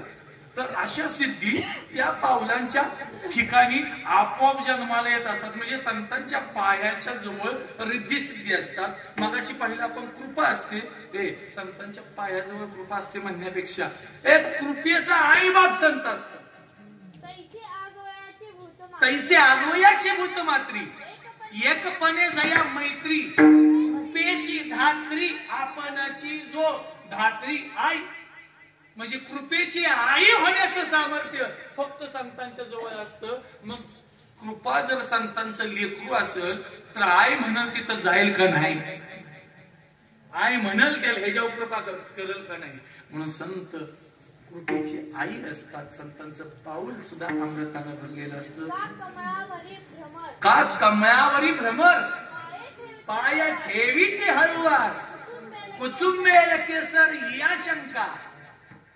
हा, कसं पाऊल ठेवलाय का ज्ञानेश्वरी कशी बी उभी असली ती कीर्तनात कशी वापरायची एवढी अक्कल आली पाहिजे. म्हणजे आता हे अमृताकडे पण वळवलं का नाही. अहिंसक ज्ञानाचं लक्षण 13व्या अध्यायातलं ते कौशल्य ज्याला सापडलं त्याला ज्ञानेश्वरी काही कमी पडू देत नाही. हा, आणि तशी कृपा मला म्हणजे मला प्राप्त झाली हे यात नवल नाही, पण तशी माझ्या चिरंजीवाला पण ज्ञानोबरायांची कृपा प्राप्त झाली ही म्हणजे चांगली गोष्ट आहे. मला पण कळतंय की कधी कुठली ओवी सांगायची आणि बऱ्याच वेळेला हे कळत नाही. प्रसंग होताना पाहिजे आणि ते ज्ञानेश्वरी प्रसंग अवदान देते. हा, प्रसंग अवदान वेगळं, प्रसंग अवदान आणून ज्ञानेश्वरी वाचायची नाही. ज्ञानेश्वरी वाचली की प्रसंग अवदान आपोआप येते. तेव्हा आता शाला बघून तरी किमान ह्या गावातली पूर्ण ज्ञानेश्वरी वाचायला बसली, पाठ करायची तुम्ही ना लागू नका, निदान वाचायला बसली तरी आपण खूप काही कमवलं असा त्याचा अर्थ होऊ शकतो. सोपी गोष्ट नाही. ज्ञानोबरायांची एक एक गोवी समजणं म्हणजे महाराज आहेत, तिथं पानपुरेकर प्रमोद महाराज आहेत, कीर्तनकार महाराज आहेत, हे सगळे ते पण त्यांच्या गोव्या कितीतरी. क्या बात आहे, वा. ही एकदा सगळ्यांच्यासाठी काय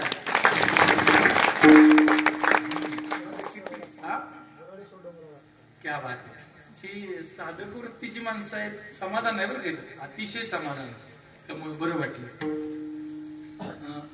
अवगुण तो काही अमृताशी अवगुण अमृताच्या ठिकाणी नसतो, संतांच्या ठिकाणी तसा अवगुण नसतो. म्हणून दोन बघितलं, संत गंगा जळासारखे असतात आणि संत अमृतासारखे असतात. आणखी संत कसे असतात? अभंगाच्या दुसऱ्या चरणात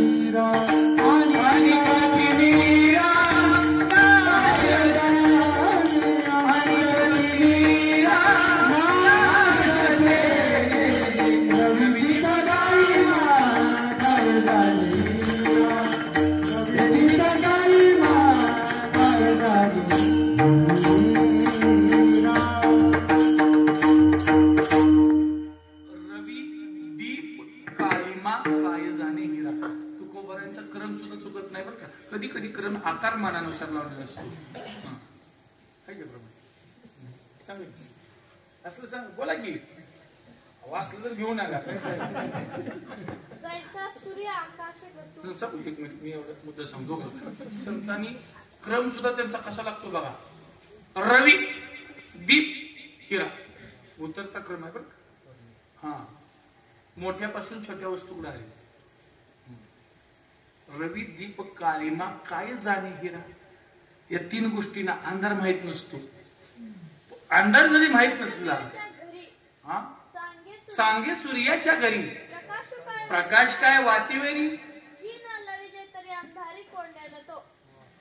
सूर्याला अंधारात कोंडू शकताय पैसे निंदे आणि स्तुती नये कोणीची व्यक्ती नाही अंधारे का वाती सूर्या घरी. सूर्याच्या घरात जसा अंधार नाही तसं संतांच्या घरात निंदा आणि स्तुती नाही बरं का. तुकोबरायांना जगद्गुरु म्हणून कुणी हाक मारली तरी काही फरक पडत नव्हता आणि याला तुक्या म्हणलं तरी काय फरक पडत नव्हता. जो निंदे ते नेगे स्तुती नस लागे आकाशानं गेले पूजायचा. शेवटच्या प्रमाणाला मला ही ओवी पाहिजे होती माग. चला असू द्या आकाशाची ओवी इथं आली तसं ही निंदे स्तुती हा मानू करुणी के पांती विचरे प्राण वृत्ती जनी वनी. नुसते निंदेचेच धापास गवते.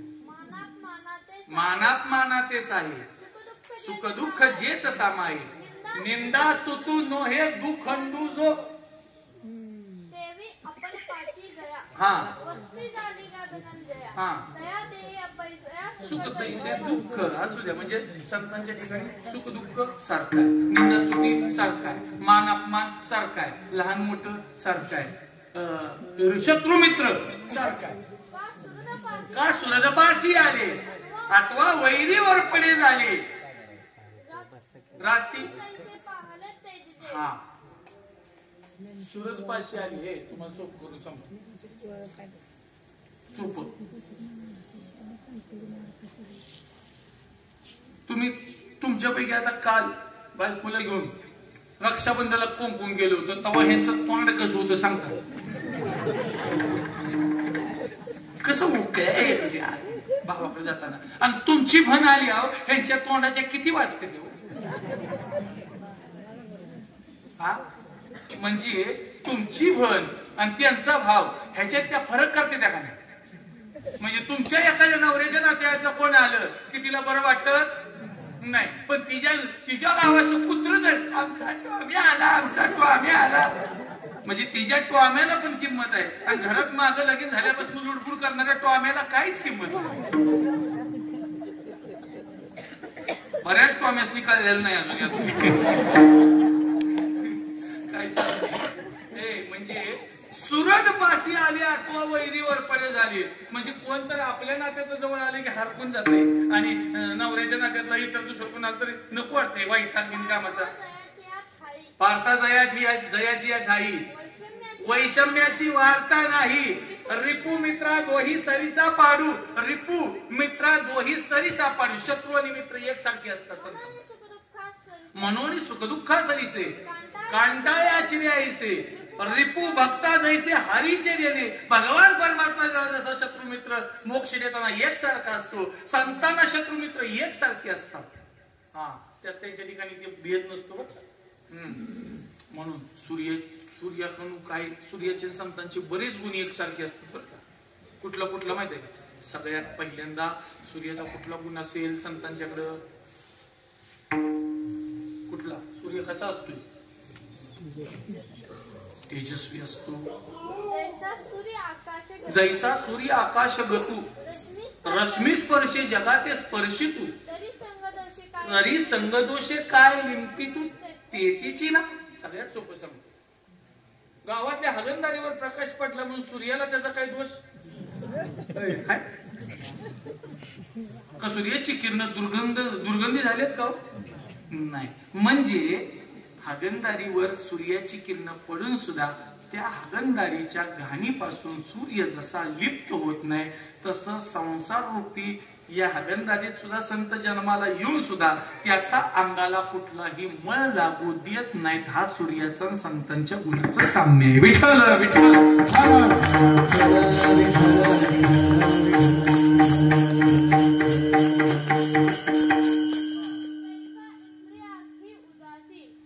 तैसा इंद्रियार्थी उदासीन जे आत्मरसेची निर्भिन्न जे काम क्रोध विहीन होवनी असे अशा पद्धतीच्या अवस्थेला संत महात्मे पोहोचले. जे जिये वाटा सूर्य जाईल तेऊ ते तेजाचे विश्व होईल. हे सूर्य ज्या वाटेनं जातो त्या वाटेला तो जसा अंधकारातून मुक्त करतो, संत ज्या वाटेनं जातात, ज्या देशात येतात, ज्या समाजात जन्माला येतात त्या समाजाला त्या देशाला अज्ञानातून अंधकारातून नष्ट करण्याचं काम करत असतात. म्हणून सूर्य आणि संत एकसारखे असतात. म्हणून आत बाहेर चोकाळू सूर्य तैसा निर्मळू आणि तत्वार्थीचा पायाळू देखाना जो जैसे अवचितपणे वायुसी सर्वत्र विचरणे. पुन्हा निराभिमान आलं. नुसत्या सूर्याच्या ओवेत बरं का, नुसत्या सूर्याच्या ओवेत गोखटे का गोमटे हे काहीच तयार न मटे. रात्री दिवस न घटे सूर्यासी देवी. चांगलं न वाईट असं वेगळा भाव नसतो त्यांच्या ठिकाणी. सगळं स्वीकारायचं जीवनात आलेलं. म्हणजे अशा अनेक गोष्टी सूर्याच्या कडून शिकता येत असतात. म्हणून सूर्य आणि संत यांच्यात साम्य असतं. नवे नवे संत हे सूर्यच असतात बरं का. म्हणजे ज्ञानोबा समाधिस्थ झाले तर नामदेव महाराज म्हणतात नामा म्हणे आता लोपला दिनकर. ज्ञानोबरायचं जाणं म्हणजे सूर्य जाणार म्हणजेच ज्ञानोबराय सूर्य. हा लक्षात येतोय ना? येतोय का? अजून 15 मिनिटं येईल ना लक्षात? एवढी कारण झाली. चला असू द्या. म्हणून रवी दीप म्हणजे दिवावर जे तुम्ही आता लावला इथं येऊ कळत नाही मराठी भाषा. आता बऱ्याच चालू आहेत आंदोलन मराठी वाचवायसाठी माहिती आहे ना. मराठी बोलायसाठी आंदोलन चालू आहेत माहिती आहे का. पण ते तुम्हाला ह्या व्यासपीठावर उभा राहून सांगतो, निव्वळ राजकारण सोडून त्याच्यात काय नाही. मराठी वाचवायसाठी मुंबईत आंदोलन करून मराठी वाचत नाही. ज्ञानेश्वरी वाचल्यावर मराठी वाचल्याशिवाय राहत नाही. कारण मराठीचे सगळे शब्द ज्ञानेश्वरीने दिले, तुकोबरायांच्या गातेनं दिले. काय माहिती आहे आंदोलन करताना तरी मराठी म्हणजे काय, आपापती म्हणजे काय सांगता का तुम्ही? समानार्थी शब्द ऐकलाय का कोणी? कुठल्या तर मराठीच्या प्राध्यापकाला विचारा, ते सुद्धा सांगतील का नाही माहित नाही. आपापती म्हणजे समुद्र, हा मराठी समुद्राचा समानार्थी शब्द आहे. हे कुठल्या शाळेत जाऊन शिकता येणार नाही. कारण सगळ्या शाळा ह्या पोरांच्या शाळा आहेत आणि ज्ञानेश्वरी ही थोरांची शाळा आहे. लक्षात ठेवा. पोरांच्या शाळेत शिका, सगळे शब्द माहिती, सगळे शब्द. म्हणून मराठी खरी वाचवायची असेल ना त्यांना ज्ञानेश्वरी वाचावी, तुकोबरायांची गाथा वाचावी. ज्ञानेश्वरी वाचली आणि तुकोबरायांची गाथा वाचली, आंदोलन करायची गरज नाही मराठी वाचवण्याकरता. तुम्हाला मी सांगतो, माझं कुणी पण 10वीचं सर्टिफिकेट बघा, 35% मार्क मी पास झालो हे एका शिक्षकाला समजल्यावर त्यानं पुन्हा कुठल्याही पोराला निकाल बघायला जाऊ दिलं नाही. त्यांनी सांगितलं हे पास तर अख्खा शाळा पास. मग ते शिक्षक आता मला फोन करून विचारते, ते महाराज त्या ओवीचा अर्थ काय हो? कारण त्यांनी आम्हाला जे शिकवतं ते सामान्य ज्ञान होतं, आम्ही त्यांना शिकवतो ते असामान्य ज्ञान आहे. ते कधीच सामान्य होऊ शकत नाही. सामान्य लोकांच्या करता जरी असलं तर माणसाच्या जीवनाची उंची वाढवणारं ते ज्ञान आहे. त्यामुळं ज्ञानोबा हे रेड्याला वेद बोलायला शिकवला हे तुम्ही फक्त ऐकलं असेल, पण एखाद्या ढ माणसाला सुद्धा कीर्तन बोलायला शिकवलं हे उदाहरण तुम्ही समोर पाहिलंय. हे ऐकिवात नाही, हा समोर पाहिलं. ही ज्ञानेश्वरीची कृपा लक्षात ठेवा. म्हणून संत सूर्यासारखे असतात, संत गंगाजलासारखे असतात, संत दिव्यासारखे असतात. घरेची या उजेड करावा, पारखी अंधार पाडावा, हे नेनेची गा पांडवाची पूजायचा दिवा म्हणतो का? घरच्याला उजेड देणार आहे बाहेरच्याला अंधार देणार आहे? नाही नाही, घरचा आणि बाहेरचा हे दोन्ही जसे सारखे असतात, ते दिव्याच्या ठिकाणी जे समत्व आहे ते समत्व संतांच्या ठिकाणी असते. अवघी भूते साम्य आली देखिली म्या काही होती, विश्वास तो मग खरा पांडुरंग कृपेचा. अशी समानता संतांच्या जवळ असते, म्हणून संत दिव्यासारखे असते. जयाचिया हृदयाचिया गिवसीत आले तयाची समता दृष्टी बोले विशेष काय. संतांची समता असते आणि भेद निघून गेलेला असतो. आता भेद निघून गेल्याचे भाव आपणच विश्व झाला, भेदभाव सहजच गेला, म्हणून द्वेष गेला जाया पुरुषा. तू का म्हणे भेदा भेद गेला वाद खंडोनी. तुम्हाला एक गंमत सांगतो. भेद रूपी जमीन असल्यामुळे त्याच्यात दोष रूपी गवत उगवत असत. मग हे गवत कापत टाकण्यापेक्षा भेद रूपी जमीनच जन संपवून टाकली जीवनातली, त्याच्यात दोष रूपी गवत शिल्लक राहत नाही. ऐके सकळ दोष तृणी अंकुरे जाती जिये मेदिनी, तिये भेद बुद्धीची कहाणी नाही जाया. ते कितीतरी वेळ सांगतोय. ते सगळं कशासारखं की भेद जसा दिव्याच्या ठिकाणी नाही तसा संतांच्या ठिकाणी भेद नाही. अशी गंमत आहे याच्यात. त्याच्या पुढच्या संत हिऱ्यासारखी असतात, म्हणून सगळ्या हिऱ्यांना माझी विनंती, हातानं टाळी आणि मुखानं नाम विठोबा रखुमाई.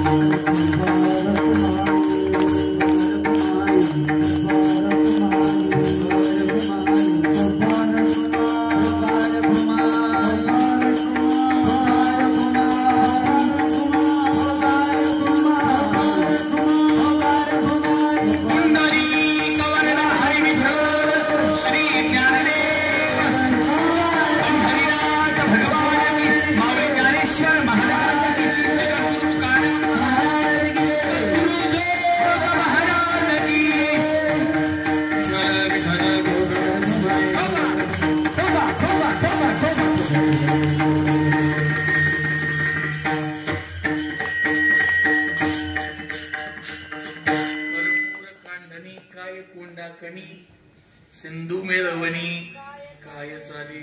कापूर जर काढला तर तुम्ही घरात काढता का कधी? आता काढायची वेळ आली का?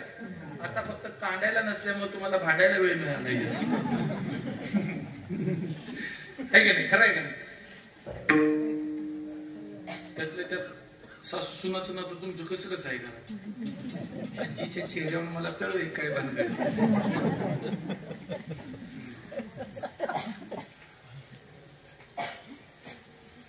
लय अवघड आहे सासू सुनांचं तरी. असं मी कीर्तन करायला शिकलो, रोज बाहेर जातो, या भांडणाच्या पायालाच मुलं जाऊ वैतागच नको आपलं जवळ. कापूर काढला, दुसरं काय आता बघा, साळी काढली तर तांदूळ बाजूला निघतो आणि त्याच्यावरच बाजूला काय म्हणतात वरचं निघतं त्याला कोंडा बाजूला निघतो. आणि कोंड्यातनं पण तांदळातले बारके बारके तुकडे निघतात, त्याला काय म्हणायचं? कणी. ही दोन्ही शब्द आले जातात. कर्पूर कांडणी काय कोंडा कणी, सिंधू मेळवणी काय चाली. हा, कापूर कांडल्यावर कणी आणि कोंडा बाजूला निघायचं काय काम आहे का? हे कापराशिवाय दुसरं काय नाही. म्हणजे आत आणि बाहेर वेगळं आहे का? हे म्हणे सुचित्व का ऐसे जयापासी दिसे अंग मन जैसे कापुराचे. संतांचं असणं दिसणं आतलं बाहेरलं सगळं एक सारखं आहे. तरी वस्त्रासी पाठी पोटी नाही सुता वाचोनी कीर्ती, ऐसे सुये दिती चराचर मद्रूपे. हा, म्हणजे वस्त्रात जसं सुता वाचून दुसरं काहीच नाही, पण ते पाहण्याची जी कला आहे, शर्ट म्हणून पाहण्याची कला आणि सूत म्हणून पाहण्याची कला असते. हा दृष्टांत जरा बसत नाही काय, पण इथं आपल्याला कापूरच फक्त बसवायचं. कापूर काय शुद्ध पण आहे, शुद्ध. हा, मग संत कशाने शुद्ध झालेले असतात? बाहेरी कर्मे क्षाळाला भीतरी ज्ञाने उजळाला इही दोही परी आला पाकाळा एका. बाहेरनं कर्मानं शुद्ध झालेले असतात आणि आत्म ज्ञानानं शुद्ध झालेले असतात. भरतेत बुद्धी बरी रजे आरसा उजळी. सौंदनी सौंदनी म्हणजे काय का वॉशिंग पावडर निर्मा ते सौंदनी शब्द ऐकलाय का? खरं शपथ सांगा. कपडे धुवायला जे लागते त्याला सौंदनी म्हणतात. ऐकलंय कोणी? नाही ऐकलं ना? मग हे शब्द नवीन दिलाय पैसे टाकायचे. तर लक्षात ठेवा या सगळ्या शब्दाचं जर पैसे टाकायचं म्हणलं तर या जगात सगळ्यात श्रीमंत कोण होतील तर त्यांचं नाव फक्त ज्ञानोबा आहे. लक्षात ठेवा. ज्ञानेश्वर महाराज त्या सगळ्या शब्दांच्या जीवावर श्रीमंत. आपल्याला माहित सुद्धा नाही हे शब्द. हा तर हे सुचित्व कापुरासारखं असतं. संत समुद्रासारखे असतात. समुद्रासारखे येऊन जळाचे लोट आलिया नदी नदांचे संघात करी वाढ पोट समुद्र जीवी. किती जरी पाणी गेलं तर समुद्र म्हणतो का आपली कपॅसिटी संपली आहे तरी येरळे ना आता वाहनं बंद करावं. हा येरळे नदी कडेगाव तालुक्यातच राहावं असं म्हणतोय का समुद्र? येरळा गेली गंगा गेली सगळ्या जरी गेल्या तरी समुद्र त्यांना येऊ नका म्हणत नाही. उलट आपलं पोट वाढवतो आणि आपल्या आत सामावून घेण्याची स्वतःची क्षमता वाढवतो. म्हणजे जो यथा लाभे तोखे अलाभे न पारखे पावसे विन न सुखे समुद्र जैसा वारशिये विन सागरू जैसा जळे नित्य निर्भरू तैसा निरूपचारू संतोषी जो तो सांगो येईल अवधारी जैसी अक्षोभता सागरी अखंडित. क्षोभ असतो सागर बर का. लय पाणी आलं म्हणून फुगत नाही आणि पाऊस पडला नाही 10 वर्ष म्हणून समुद्राच्या पाण्याला काही फरक पडत. समुद्र आपली मर्यादा कधी सोडत नाही. हा म्हणजे किती जरी आलं तरी त्याला काही अडचण नाही आणि सगळं गेलं तरी त्याला काही अडचण नाही. हा हे बघा पावसाच्या पाण्यानं समुद्रावर काही परिणाम होत नाही. कारण काय माहित आहे का? पाऊस हा समुद्राचाच अंग आहे. समुद्र आपणची खेळे आपण अशी क्षरला सागर गंगा ओगी मिळे. गंगेचं अस्तित्व समुद्रावर अवलंबून आहे. समुद्राचं पाणी बाष्पीभवनानं आकाशात जातं आणि ते पुन्हा पडतंय ते गंगेला जाते. म्हणजे समुद्रामुळेच गंगेला गंगा पण आहे आणि पाणी येते. पण समुद्राला मात्र समुद्राचं असणं नित्य आहे शाश्वत आहे. त्याला कोणाच्या पाण्याची गरज नाही.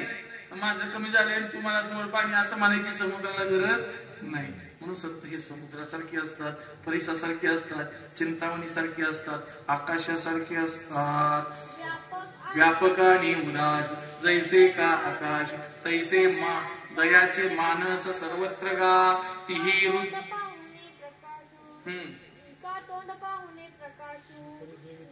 न करी जेवी चंडांशू जगा एकच्या अवकाशू आकाश रे.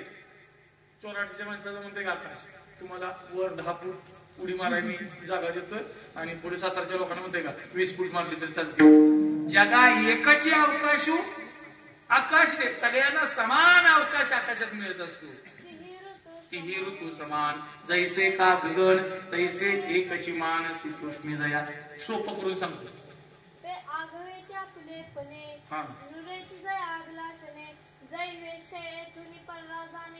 जैसे येतो नि पराज आणि आकाशा नाही. आकाश आपली जागा सोडून म्हणजे असं आहे का? तिथलं आकाश पुढल्या वर्षी निवडीला घालवायचं असं आहे का? जातया भ्रासवे जैसे आकाश न धावे तैसे भ्रमणचक्री न भवे असं काहीतरी असेल. हा ध्रुव जैसा ध्रुव आपली जागा सोडत नाही. हा तशा पद्धतीचं असेल. स्थैर्य कसं असावं आकाशाकडून शिकावं. पावसाळा आला म्हणून आकाश ओलं होतंय का? जमीन होते ओली. आकाशात चिखल झालाय का? नाही. उन्हाळा आल्यावर आकाश तापतंय का? नाही. आणि हिवाळा आल्यावर आकाश गारटतंय का? नाही. म्हणजे कोणताही ऋतू आलं तर आकाश जसं उदासीन असतं संत तसे उदास असतात. म्हणून तो का म्हणे तैसे जाना संत सर्वत्र संपूर्ण गगन तैसे. म्हणून संत या 10 गोष्टी सारख्या आहेत. कुठल्या कुठल्या एकदा शपथ सांगा. संत मोठ्यानं बोला. संत गंगाजळासारखे असतात. दुसरे संत अमृतासारखे असतात. संत सूर्यासारखे असतात. संत दिव्यासारखे असतात. संत हिऱ्यासारखे असतात. संत कापुरासारखे असतात. संत समुद्रासारखे असतात. संत परिसासारखे असतात. संत चिंतामणीसारखे असतात. आणि संत आकाशासारखे असतात. ज्ञानेश्वर माऊली, ज्ञानराज माऊली, महाराज ज्ञानेश्वर माऊली, ज्ञानराज माऊली,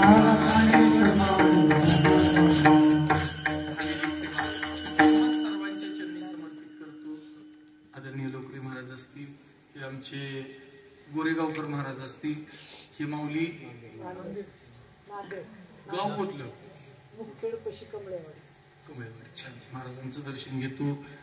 आदरणीय माझे परममित्र गोपाल महाराज या ठिकाणी उपस्थित आहेत. ज्ञानोबाने त्यांच्या मुखात येऊन साधले ही विशेष गोष्ट. मी त्यांचं मनापासून दर्शन घेतो. प्रमोद महाराज खूप गोड असे चालले आहेत. आदरणीय भानुदास महाराज. भानुदास म्हणजे सूर्य आलाच की पुन्हा इथं. पुन्हा भानुदास महाराज आहेत. आपले समस्त चोराडकर मंडळी. हा चोराडकर हे आळंदीला आहेत ना माऊली. बर. आणि तुम्ही छान. काय करायचं सगळ्यांनी आळंदी गावात पण कोणतरी पाहिजे. काही ज्ञानोबा कशी. हे बघा, मी पण आळंदीला झोपू गोष्टी बाबांच्या पकवाशी पाहिजे. आळंदी तुझ्यावर बघतो. आळंदीतलं आयुष्य सगळं निवांत समाधानात होतं. निवांत खायचं तेच निवांत. अभ्यास नाही काय नाही. घरला आल्यावरची झालं माझं. म्हणजे बऱ्याच गोष्टी अशा पण असतात. पण आळंदीत कोण कसं आहे, कसं राहावं तेवढं शिकायला भेटलं. घरी आल्यानंतर मात्र नक्की अभ्यास झाला. कुणाचा कसा होईल सांगता येत नाही. ही सगळी मंडळी. 2 चौकदार मगाच्या जरा आत्ता पण चौकदार मंडळ हल्लं तोपर्यंत ते हलत त्यांचं नवरं म्हणजे ह्यांच्या बायका अतिशय नशीबवान असलं. शांत माणसाच्या न मिळाल्या. जरा सुद्धा जिकडे तिकडे हलत नाही. अतिशय म्हणजे अतिशय समाधानकारक. त्यांचं मनापासून दर्शन घेतो. छान. तुम्हा सगळ्यांचं दर्शन घेतो. माता भगिनींचं पाठीमागेपर्यंत बसलेले. बोलण्याच्या ओघात एखादा शब्द चुकीचा गेला असेल तर ते तुमच्या बुद्धीचा दोष आहे. उलट झालं का? माझ्या बुद्धीचा दोष आहे. ते सुधारून घेऊन मी भविष्यात पुन्हा अभ्यास करून येईन. आणि जे बरोबर आहे ते सद्गुरुजोग